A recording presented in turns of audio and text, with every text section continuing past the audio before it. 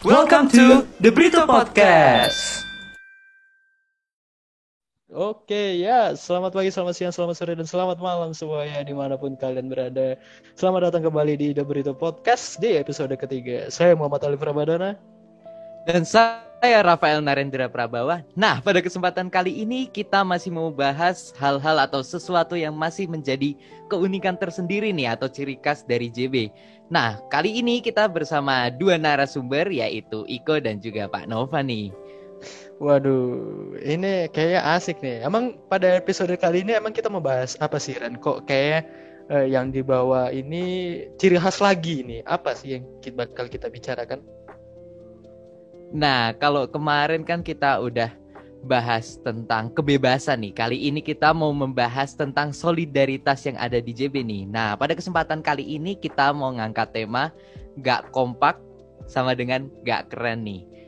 Waduh, gak kompak sama dengan gak keren. Ini kayak topik yang menarik banget ya. Oke lah, daripada kita kebanyakan basa-basi, mending kita langsung berbincang-bincang ya ke narasumber yang ada gitu. Oke, langsung aja ya. Halo Iko dan juga Pak Nova. Selamat siang. Selamat siang. Halo, selamat siang buat teman-teman Presidium dan teman-teman semua yang nonton. Udah. Oke. By the way, terima kasih banyak nih lo ya udah mau hadir jadi narasumber di podcast kali ini. Oke, kita balik ke topik pembahasan yang awal nih. Banyak banget nih ya orang-orang yang bilang itu kalau di masa-masa SMA itu merupakan masa-masa di mana solidaritas itu muncul, apalagi JB nih. Di Jogja kan JB ini menjadi salah satu sekolah yang terkenal dengan solidaritasnya. Nah, kira-kira nih menurut para narasumber nih, setuju atau enggak sih kalau solidaritas itu muncul di masa-masa SMA? Kita mulai dari Iko dulu deh, yang sebagai siswa yang baru saja lulus dari SMA. Oke, jadi solidaritas tuh muncul waktu SMA ya. Kalau menurutku sendiri, solidaritas itu diperkuat waktu SMA. Kalau menurutku ya, karena kemunculan solidaritas dalam pertemanan itu sejujurnya di mana aja bisa terjadi dan kapanpun bisa kamu ciptakan. Tapi aku mau cerita sedikit nih ya. Aku kan SMP tuh sekolah homogen juga. Aku di SMP Kanisius sekolah homogen 3 tahun, terus di SMA Kolese de Brito 3 tahun juga homogen, dan aku merasakan solidaritas antar pertemanan yang sangat amat kuat gitu ya, dibanding sama waktu aku ngejalanin SD yang heterogen. Yang menjadi keunikan dari sekolah homogen sendiri itu kan jelas ya, karena kita semua ini ada keunikan, yaitu cowok semua gitu di JB ataupun maupun SMP ku di CC Jakarta. Nah, solidaritas itu pertama-tama pasti muncul saat kita ada rasa saling membutuhkan, rasa saling memiliki. Nah, karena kita semua cowok nih ya, tentu rasa gengsi itu pasti kecil lah. Rasa gengsi itu kecil dibanding sama kalau misalkan kita satu sekolah sama cewek.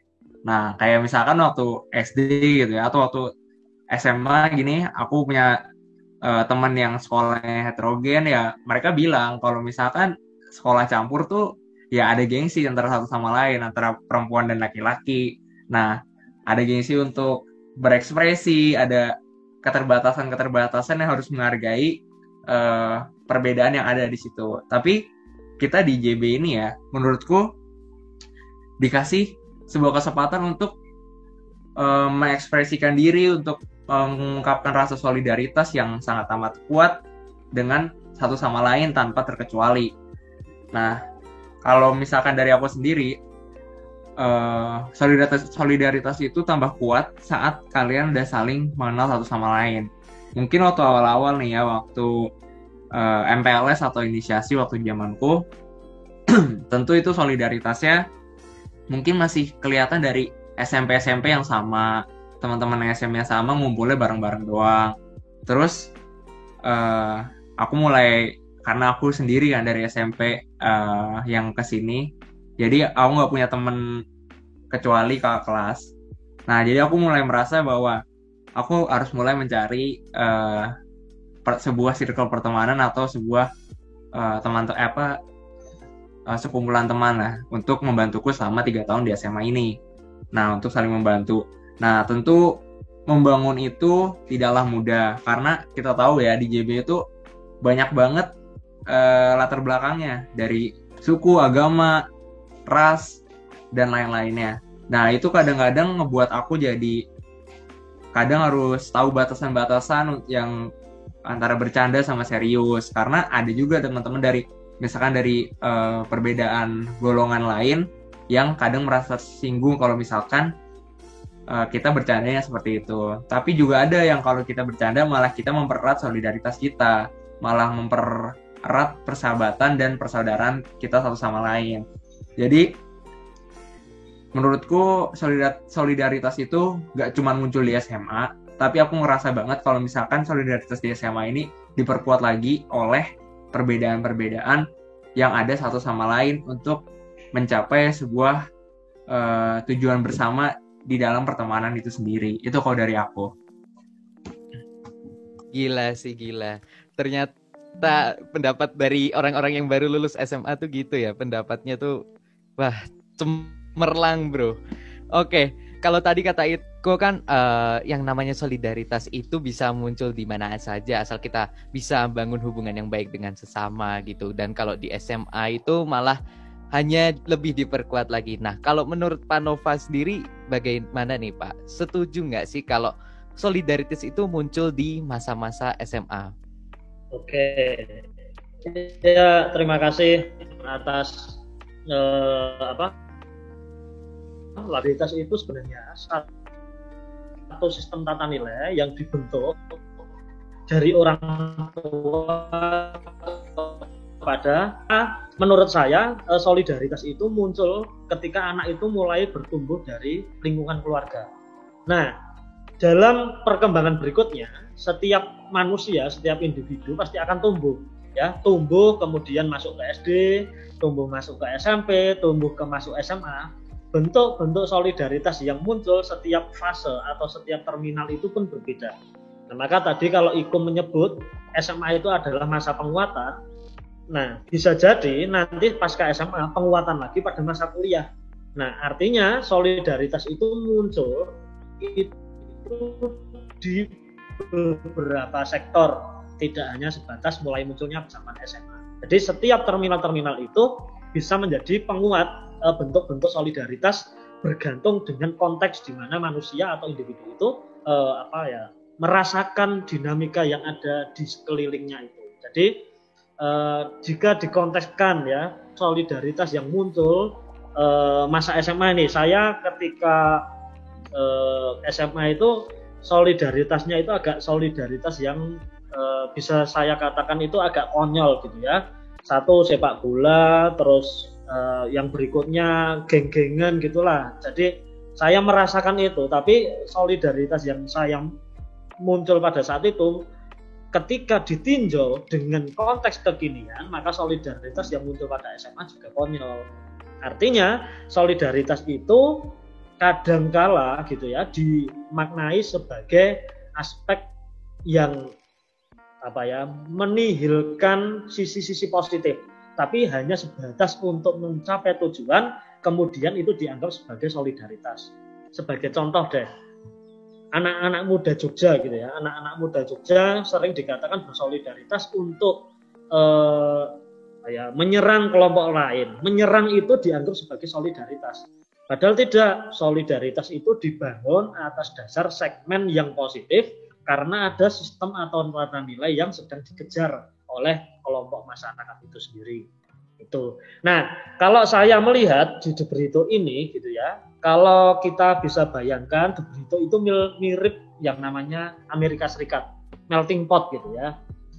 Siswa De Brito yang notabene lokasinya ada di Sleman, ternyata cukup banyak juga konten yang mengisi itu justru di luar Sleman. Ada dari Bantul, ada dari Gunung Kidul, ada dari Jawa Timur, Jabodetabek, itu cukup banyak. Nah, artinya ketika kemudian mereka membawa modal dasar mereka secara masing-masing, nilai-nilai yang dibawa itu berbeda-beda, kemudian di De Brito itu ada satu tata nilai yang harus disepakati, yang harus dicapai. Nah, kemudian akhirnya mereka itu menggugurkan ya, secara pelan-pelan menggugurkan dirinya itu sebagai orang dari Jakarta, menggugurkan dirinya sebagai orang dari SMP mana, yang kemudian akhirnya dia membangun bentuk solidaritas nilai yang akan dia kejar itu namanya nilai De Brito itu sendiri. Itu yang saya amati gitu. Oke, ya berarti menurut Pak Nova sendiri yang dimaksud dari solidaritas itu sesuai konteks apa yang kita alami saat ini, begitu ya Pak ya? Iya, oke, ini ya cukup unik dari kedua narasumber. Terus apakah ada dari pengalaman tentang yang berhubungan dengan solidaritas yang ada di sekolah ya, terutama yang ada di De Brito? Mungkin aku pengen ke pembawa acaranya dulu, Rendra dulu. Ya kan Rendra kelas 10 dan juga kelas 10 di masa online. Apakah ada solidaritas yang unik gitu ya dalam tanda kutip menurut Rendra? Mungkin bisa diceritakan pengalamannya. Oke, kalau aku kan kelas 10 nih benar-benar baru masuk gitu ya. Belum benar-benar bisa ngerasain solidaritas di dalam JB yang sesungguhnya. Tapi walaupun aku belum bisa ngerasain, aku masih tetap ada gitu solidaritas itu. Contohnya nih ya, ketika orang tua dari teman ada yang meninggal, kita tuh benar-benar membantu mensupport dia gitu. Kan ngadain bantingan nih, sesuatu hal yang baru yang benar-benar unik yang baru aku temuin di SMA ini. Karena dulu di SMP atau di SD itu kan biasanya udah orang tua yang maju duluan gitu, orang tua yang ngurusin. Nah kalau di JB itu kan kita sendiri gitu dari kemauan dari hati kita. Jadi benar-benar itu sesuatu yang baru, pengalaman solidaritas yang benar-benar cukup unik gitu buat aku. Kalau dari Alif gimana, Alif? Waduh, ya mungkin beda lah ya. Kalau aku sendiri ada pengalaman yang bukan unik sih, tapi berkesan lah gitu ya, yang selama aku sekolah di De Brito ini. Ketika aku kelas 10 MPLS. Dulu aku MPLS pas zaman MPLS itu aku ngekos di ya salah satu kos ya. Daerahnya emang deket lah dengan De Brito, dan emang lingkungannya cuma aku sendiri gitu yang anak JB ya. Jadi aku bingung buat bersosialisasi itu gimana caranya. Akhirnya ya dengan cara pas MPLS aku kenalan dengan teman-teman yang ada satu gugus denganku gitu ya. Ketika aku ngerti mereka kosnya ada di mana, aku mampir ke kosnya mereka. Terus ya kita ngerjakan tugas-tugas dari MPLS yang emang udah harus kita kerjakan gitu lah. Kalau dulu tuh yang kita bikin logo De Brito itu dari karton. Nah itu kita bikin bareng. Itu hal yang simple lah gitu. Terus aku mulai kepikiran buat pindah ngekos bareng temanku yang satu gugus itu. Kayak aku kayak habis MPLS pindah kos aja deh gitu ya bareng kalian gitu. Terus mereka kayak oke, ayo aja gitu, nanti dibantu. Akhirnya setelah MPLS, seminggu setelah MPLS aku beneran pindah. Dan teman-teman yang ada beberapa teman-teman yang satu gugus itu yang kos di sana ngebantuin aku buat beres-beres barang-barang kosku itu cukup unik sih gitu. Jadi sangat berkesan dan baru pertama kali yang aku rasain tentang ini gitu ya. Ya gitulah, emang cukup unik gitu masa-masa SMA awal-awal. Dan menurut Pak Nova nih, Pak Nova kan mengajar di De Brito ya, hitungannya sudah beberapa tahun lah gitu ya. Berapa Pak? Berapa tahun coba? Wah, saya nggak tahu Pak. Berapa tahun Pak mengajar di De Brito Pak? 7 tahun. Wah, iya 7 tahun. 7 tahun dari 2021 apa 7 tahun dari 2020 Pak? Dari 14. Oh, dari 2014. Oke. Lama ya Pak, nggak kayak hubungannya Alif yang nggak lama bertahan gitu. Ya apa ya Pak? 7 tahun selama mengajar di De Brito, ada nggak sih ciri khas atau pengalaman unik gitu tentang solidaritasnya anak-anak JB gitu Pak? Ada nggak Pak? Oke, sesuai apa yang saya alami gitu ya, ya sesuai yang saya alami itu gini. Dulu saat The Brito itu apa ya, ulang tahun ke-69 gitu, saya masih ingat itu sama angkatan 66. Dia kelompok-kelompok ini kan mereka membentuk kelompok. Nah, di dalam kelompok itu kan membawa apa ya, membawa bingkisan. Nah, di dalam bingkisan di bingkisan itu kan ada simbol apa ya, ulang tahun SMA Kolese De Brito ke-69. Nah, di situ mereka itu bingung bahwa mereka akan memberikan kemana. Nah, kemudian kebetulan saya punya anak dampingan itu di Bantaran Kalicode itu, di komunitas itu. Nah, kebetulan mereka ini termasuk orang dengan kelas ekonomi menengah ke bawah. Nah, tepat sekali keinginan dari anak-anak angkatan 66 ini pas ulang tahun De Brito ke-69 dengan kondisi sosial masyarakat yang ada di situ. Nah, akhirnya bingkisan-bingkisan itu pun saya berkoordinasi dengan Pak RT untuk memberikan kira-kira yang sangat mendesak sekali keluarga yang bisa dibantu itu yang mana saja. Nah, itu kita berdasarkan obrolan juga dari Pak RT. Itu jadi bentuk wujud solidaritas De Brito itu ulang tahun, tapi tidak hanya sekedar ulang tahun, tapi ulang tahun itu bermanfaat bagi yang lain. Seperti tagline yang ada di kelas-kelas itu, "Men for with others." Itu satu. Yang kedua, tahun 2016 itu memang ini di luar konteks sekolah ya, tapi masih ada kaitannya sama De Brito.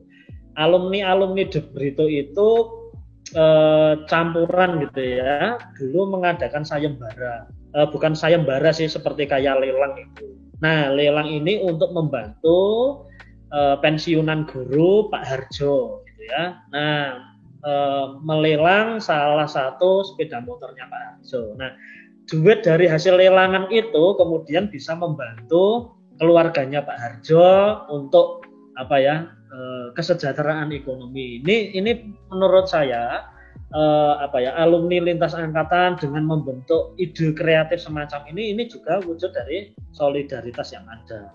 Nah, terus kaitannya dengan hal-hal yang sederhana ya.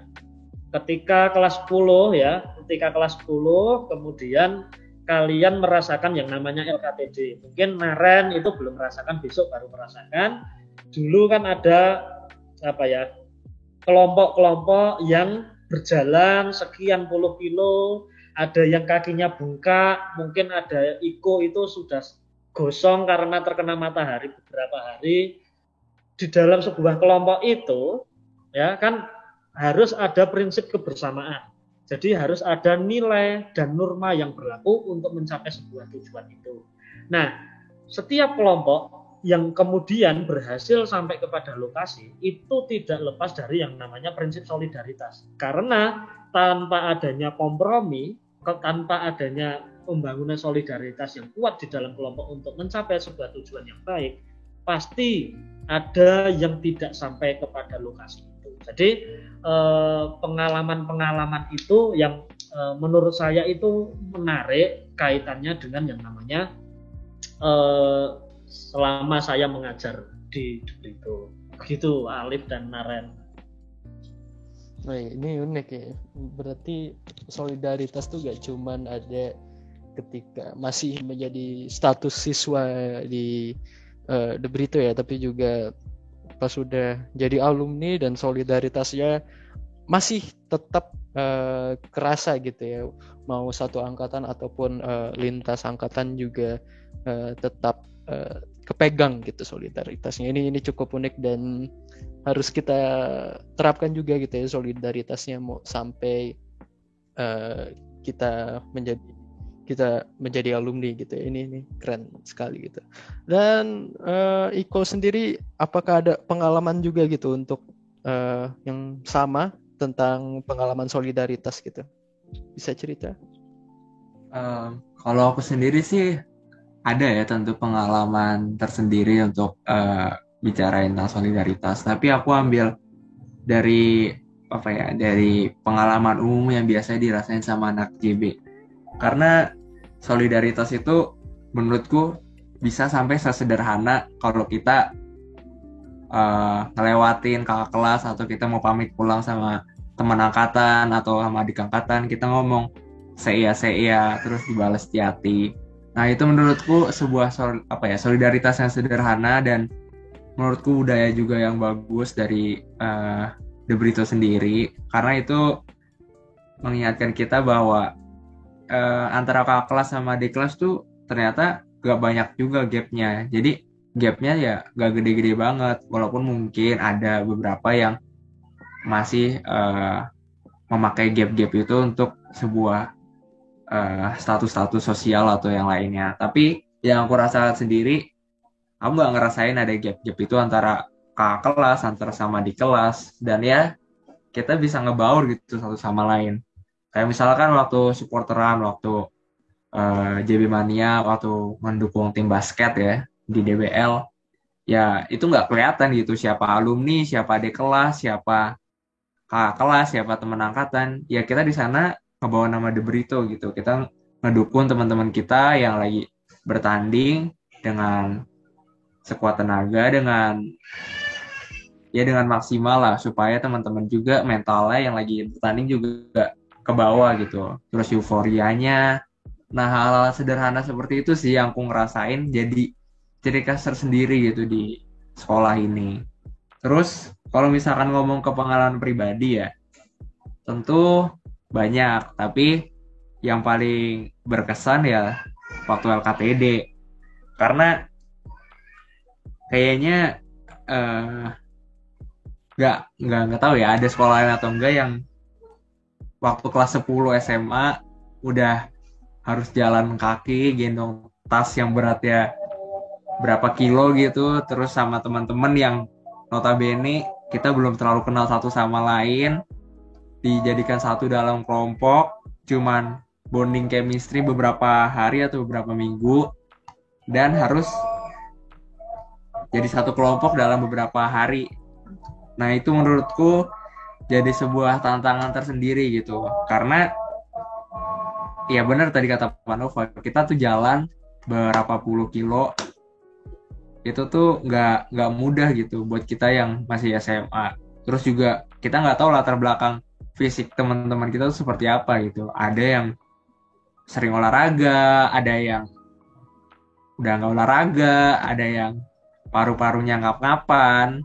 Nah ya hal-hal seperti itu yang kita nggak bisa paksakan orang lain untuk sama seperti kita gitu. Dan di situ yang ngebuat aku tertantang. Aku punya pengalaman waktu itu tuh ada teman kelompokku, sebutnya namanya D lah. Nah si D ini badannya gede ya, badannya gempa lagi. Badannya besar. Terus kalau kata timku sih beban kelompok, karena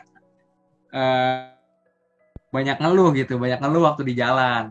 Nah tapi ya aku sadar lah kalau misalkan kita nggak bisa nyalain berat badannya dia, karena ya memang kita harus nerima dia gitu. Kita nggak bisa ninggalin dia di desa atau di jalan terus dipungut sama orang lain, kan juga nggak bisa ya.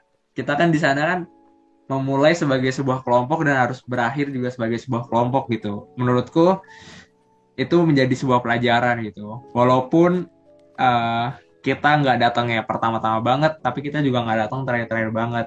Dan aku yang berkesan itu waktu si temanku si D ini udah bener-bener nggak kuat, terus kakinya kalau nggak salah kram atau apa gitu, terus dia nggak bisa ngebawa tas apa sih namanya tuh, tas gunungnya dia. Nah terus ada temanku yang badannya kecil standar gitulah ya, badan anak SMA biasa. Dia rela ngebawain tasnya si D ini depan belakang sama tasnya dia. Jadi dia bawa 2 tas langsung. Dan itu ngebuat aku, wah ternyata ada juga ya orang-orang kayak gini gitu, yang bisa mikirin orang lain. Padahal aku sendiri ngerasain bawa tas sendiri aja tuh udah beratnya minta ampun. Apalagi dengan jalan berpuluh-puluh kilo dengan panas yang ya panas banget dah itu. Nah, dan juga jalannya tuh nggak cuma jalan lurus doang, naik turun segala macem.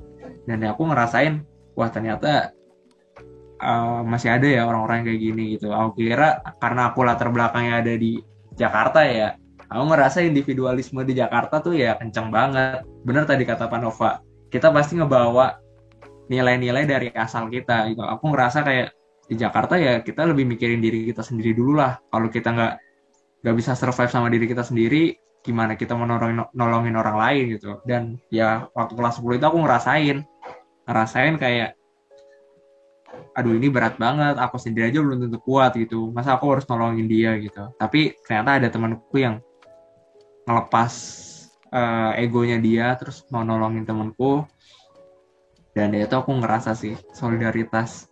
Padahal itu benar-benar baru kenal seminggu atau 2 minggu sebelum, tapi udah ada perasaan solidaritas seperti itu, dan itu jadi pengalaman yang menarik buat aku. Itu kalau dari aku. Oke, pengalaman yang sungguh menarik ya. Semakin dibuat iri untuk segera luring nih kayaknya aku, karena kelas 10 ngalaminya cuma daring, isinya tugas-tugas. Coba kalian LKTD jalan gitu asik ya sama teman-teman lah. Aku gitu kan LKTD ini pasti online gitu kan. Formasi dikit-dikit online gitu. Lip, by the way tadi kesinggung nggak Lip pas Iko ngomong ada yang ngos-ngosan? Kesinggung nggak Lip? Lu apa ini maksudnya apa ini ngos-ngosan? Siapa tahu kan kamu termasuk dalam salah satu golongan yang ngos-ngosan karena kamu punya apa Lip? Apa itu Lip? Obrolan kritis. Oke, balik ke konteks selanjutnya nih ya, ke pertanyaan selanjutnya nih.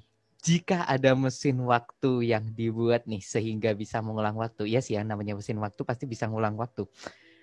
Masa-masa apa nih ya yang pengen diulang sehingga bisa merasakan rasa solidaritas itu atau kekompakan itu lagi nih? Boleh dari Iko lagi deh.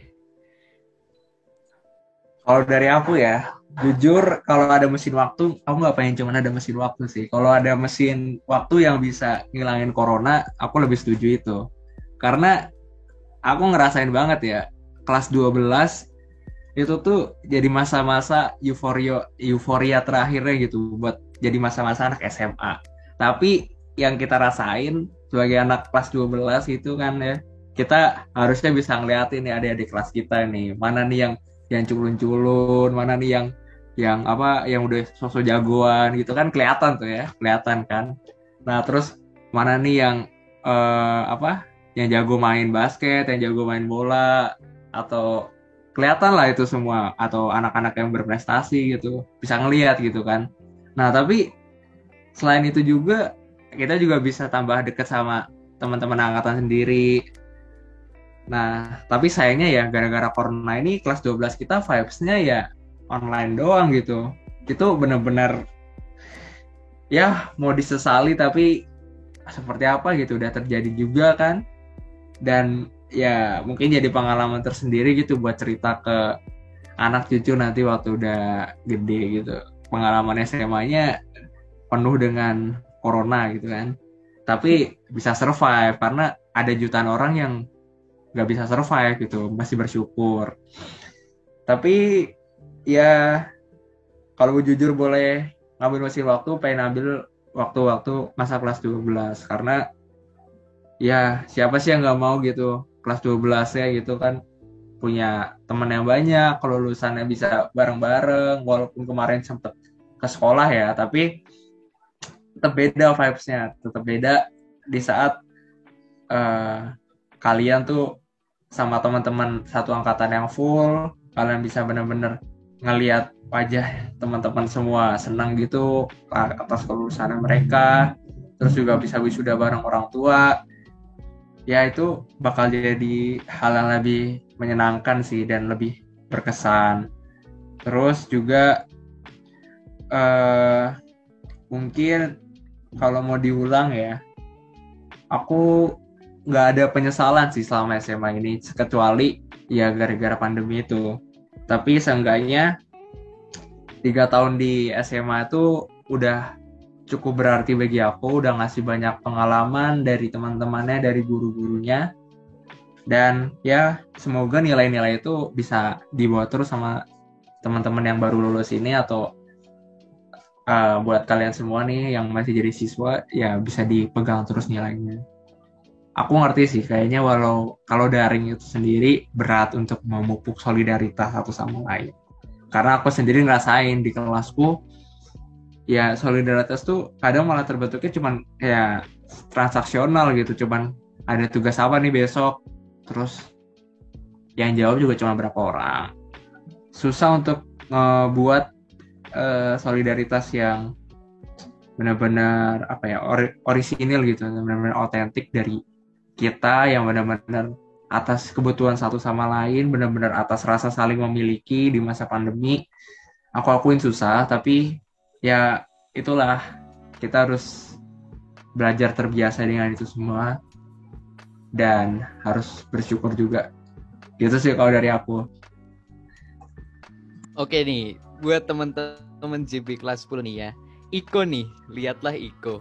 Yang 2 tahun masuk sekolah aja begitu lulus itu pengen ngulangin masa-masa luring lagi gitu kan, pengen ngalamin luring lagi. Nah, kita nih ya yang masuk udah daring duluan gitu kan.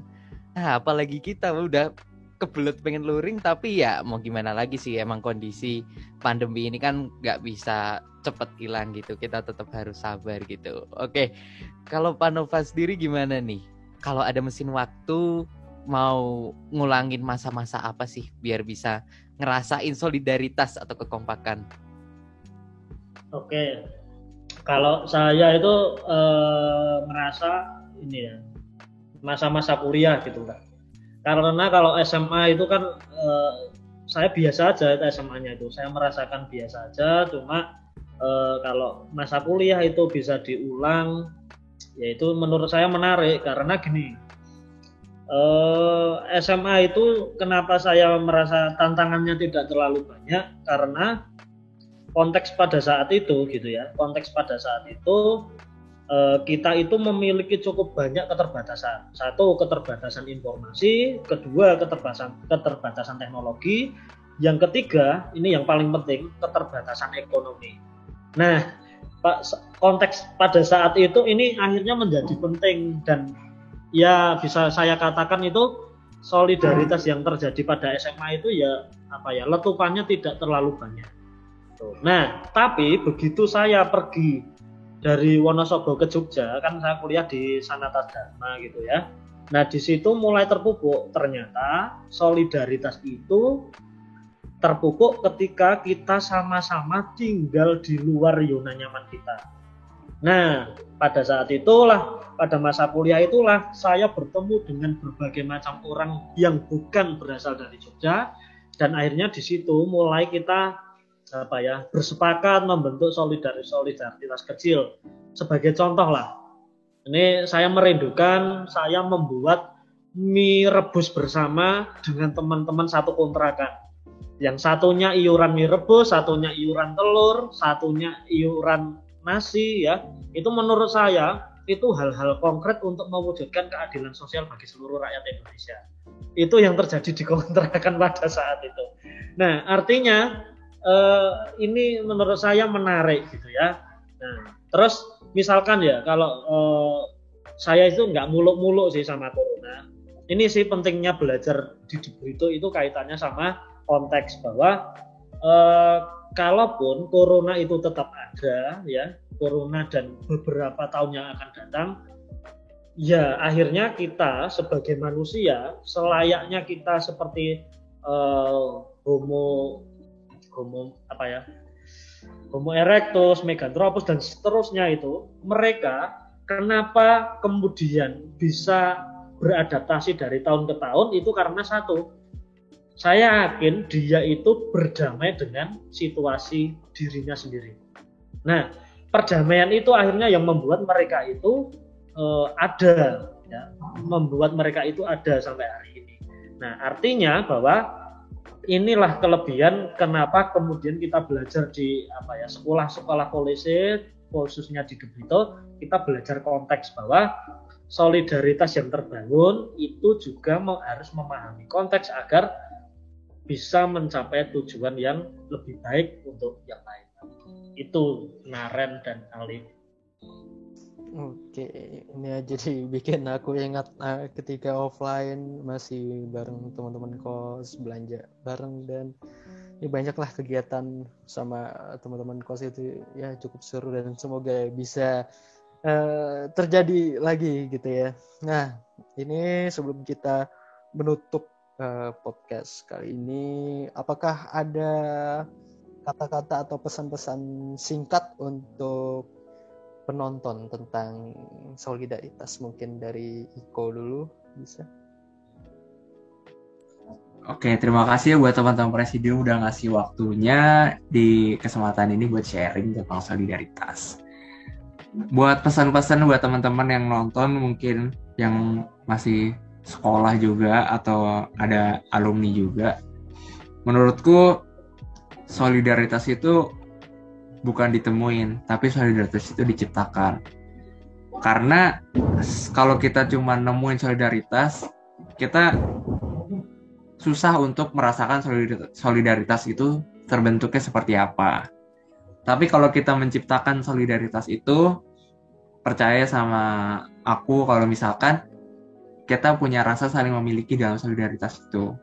Karena kalau misalnya itu cuma ditemukan, kalau bisa aja di suatu hari kamu nggak jadi bagian dari solidaritas itu.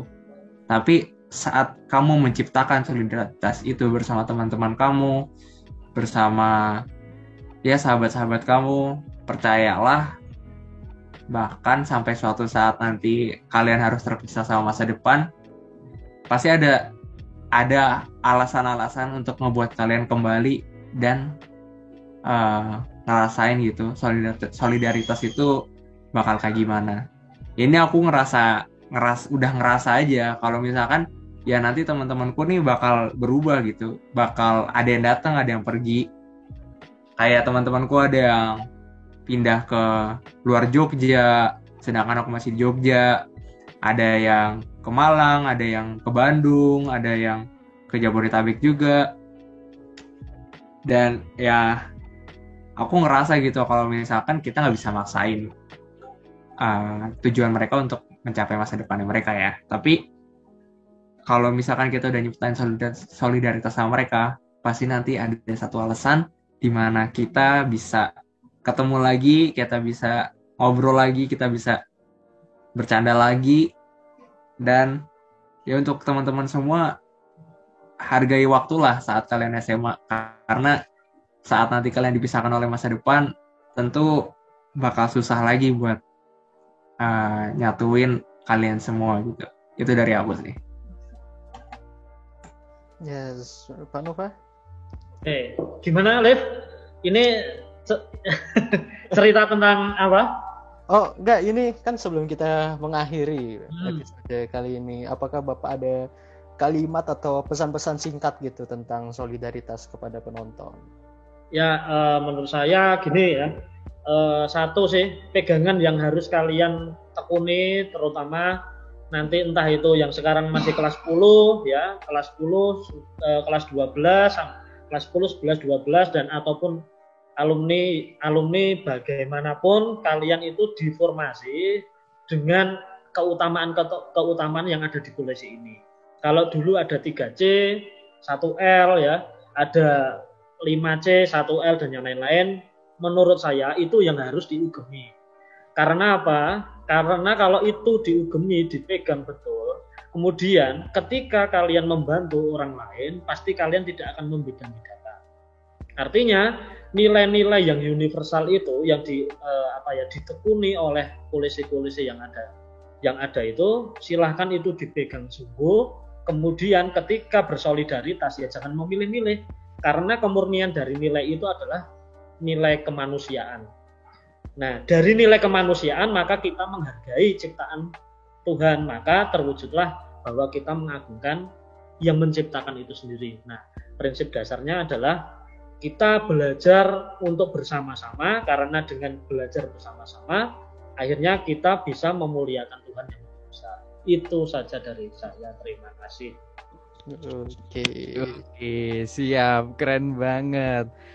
hubungannya nih, tadi kan Pak Nova ngomong 1L 5C kan, penonton semua nih kan ada mungkin yang dari luar JB gitu kan belum tahu. Coba dong Lip jelasin 1L 5C itu apa sih Lip?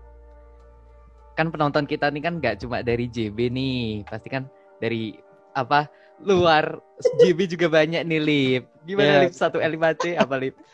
Ya, 1L 5C yang aku dapat di apa namanya MPLS itu adalah yang pertama L-nya leadership, terus competence. Ini kalau salah ngulang inisiasi sih. Pak Nova tolong Asik. catat nih Pak. Pak catat ya Pak. Dipandu lah teman-teman, itu mungkin bisa dipandu lah. Saya agak lupa gitu ya. Ini sampai mana tadi ya? Baru leadershipnya doang. Lanjut. Leadership ya, leadership. Ya. Competence, conscience, konsisten, komitmen, terus satunya ini apa ya ini ya? Bisa dibantu, Pak? Yo, kamu masih kelas 11 IPS 3 toh, Liv? Iya, iya, Pak, betul, Pak. Ya, ayo apa, Liv? Conscience, komitmen, kompetens, Ada konsisten. harian nasional namanya apa, Liv?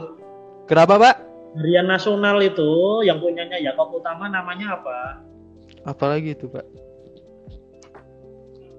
Kompas. Kayaknya- Oh, Kompas. Kayaknya harus 4 tahun nih.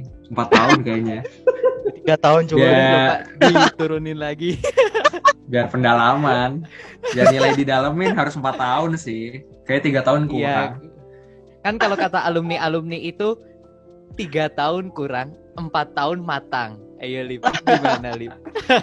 Ini kurang satu ini kurang satu ini. Mumpung masih kelas 11 kan ya. Mau naik kelas 12 gitu kan. Bisa ngulang dulu. Besok kalau kita yang kelas 10 udah mau luring kan mau ada lagi nih. Mungkin besok bisa join. Join us. Pedalaman 1L5C. Saya mendampingin aja. Oke. Gila, kita kasih applause dulu buat dua narasumber kita. Bener-bener memotivasi. Kocak banget episode kali ini. Oke, teman-teman semua nih JB Mania dan juga teman-teman lainnya. Kali ini kita berhasil mengulik lagi salah satu hal yang menjadi keunikan dan daya tarik tersendiri dari SMA Kolose De Brito nih. Nah, terima kasih buat teman-teman semua yang sudah menonton podcast De Brito episode ketiga ini yang cukup unik dan cukup lucu juga sih sebenarnya. Jangan lupa like, comment, dan subscribe. Saya Rafael Narendra Prabawa. Dan saya Muhammad Alif Ramadana. Pamit undur diri dan saya. Ya. Oke, di hati.